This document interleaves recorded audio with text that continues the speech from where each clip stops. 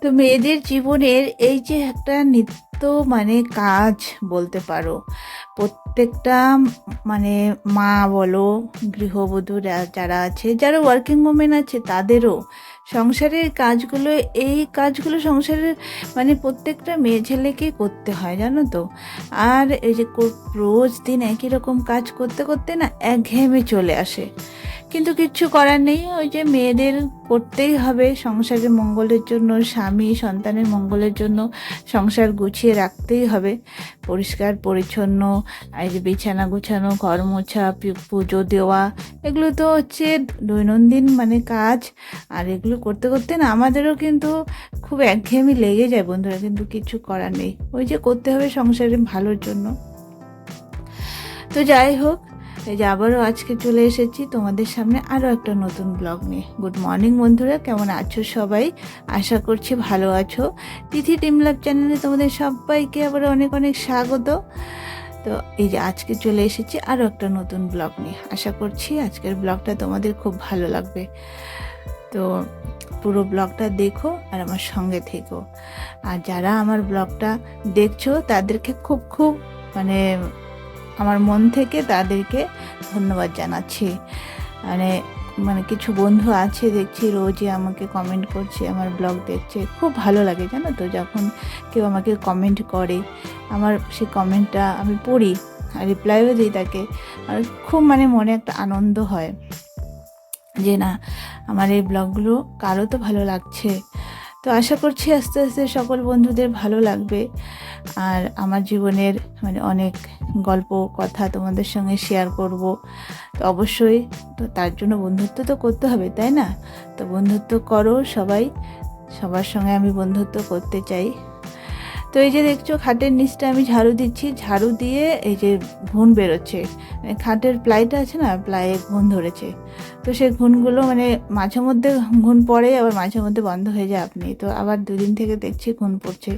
খাটটা পুরনো হয়ে গেছে, তো বুঝতে পারছি পুরনো হলেই এসব হয়। তো এই যে ঘরটা ঝাড়ু দিচ্ছি, ঘর এখন মুছবো, ঘর মুছে তারপরে হচ্ছে রান্নাঘরে যাব।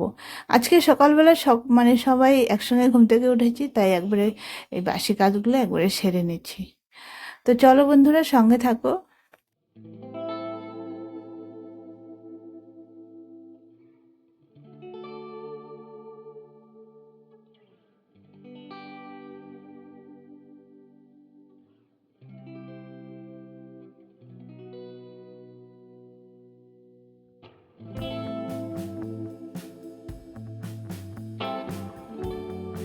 একা হাতে সমস্ত কাজ গুছিয়ে গাছিয়ে করলে বেশি সময় লাগে না বন্ধুরা, জানো তো।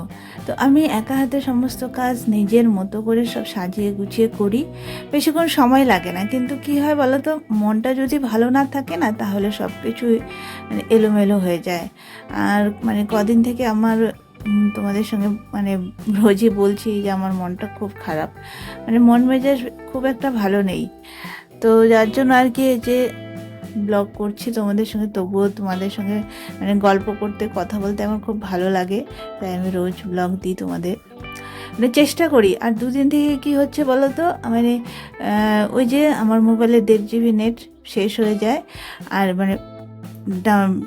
ইসে আপলোডে বসিয়ে দিই, আপলোডে বসানোর অর্ধেক আপলোড হয়ে যায়, তারপরে দেখি নেট শেষ। তারপরে ওই যে সন্ধ্যাবেলা ওই জন্য ব্লগ দিতে পারি না, পরের দিন সকালবেলা সেটা আমি পাবলিক করি। কী করব, নেট শেষ হয়ে যায়, তো সময় মতো ওর জন্য দিতে পারছি না। তো তোমরা আমার আমার সঙ্গে থেকো বন্ধুরা, কেউ আমাকে ছেড়ে যেও না, তাহলে আমার খুব খারাপ লাগবে। তো আমি চেষ্টা করব, চেষ্টা আমি করি, করব কি করি, কিন্তু ওই যে নেট শেষ হয়ে গেলে তো আর কিছু করার নেই। তো এখন একটু অসুবিধা চলছে, যার জন্য আর কি এক্সট্রা এমবিটা ভরাতে পারছি না। আর আমার তো ঘরে ওয়াইফাই নাই না, তো আমার মোবাইলের যতটুকু নেট আছে সেটা দিয়ে আমাকে সমস্ত কাজ করতে হয়। তো আশা করছি তোমরা বুঝবে আমার অসুবিধাটা। তো চলো, এই যে ঘরটা মুছবো, এখন ঘরটা মুছে তারপরে রান্নাঘরে যাব, যে দেখি রান্নাঘরে গিয়ে কি রান্না করব। তো করে তারপরে আজকে তাড়াতাড়ি যে স্নান পুজোটা করে নেব।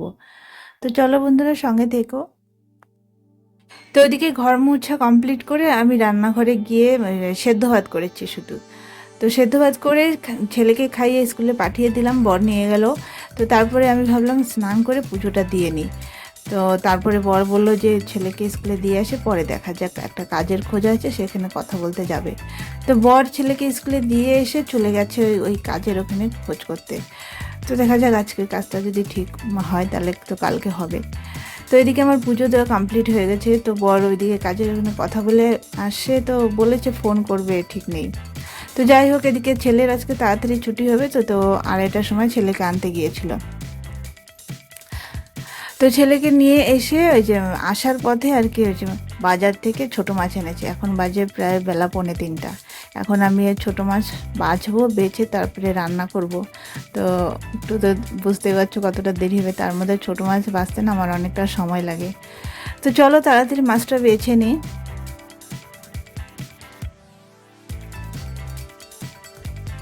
তো এই যে এদিকে আমার মাছ বাছা হয়ে গেছে, মাছটা বেছে তারপরে এই যে ভাজা করে নিয়েছি ফটাফট। আজকে আর না বেশি সময় লাগাইনি, কারণ কি ছেলের খিদে পেয়ে গেছে। তো স্কুল থেকে ছেলে এসে বলছে মা খিদে পেয়েছে।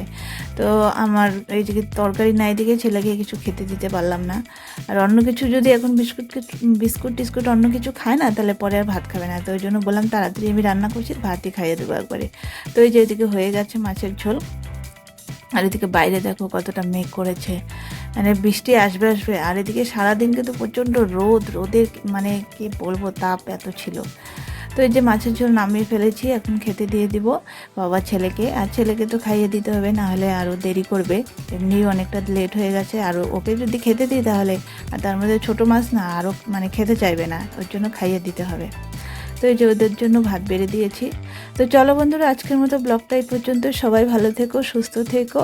দেখা হচ্ছে আবারও নতুন একটা দিনে নতুন একটা ব্লগের সঙ্গে। টাটা।